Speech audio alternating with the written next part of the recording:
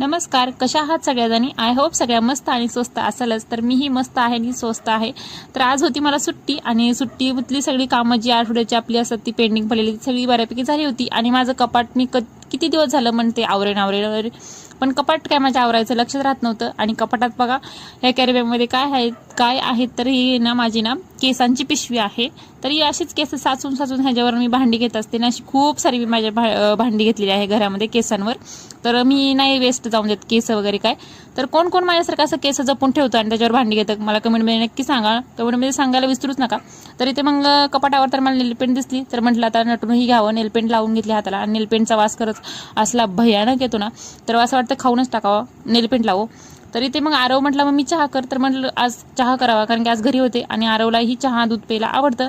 तर इथे रात्रीचे कपडे खाली त्याच्याकडे घातल्या आणि आरवला मस्तपैकी चहा दूध दिलं आणि त्यासोबत बिस्किटही. कसा वाटला व्हिडिओ कमेंटमध्ये नक्की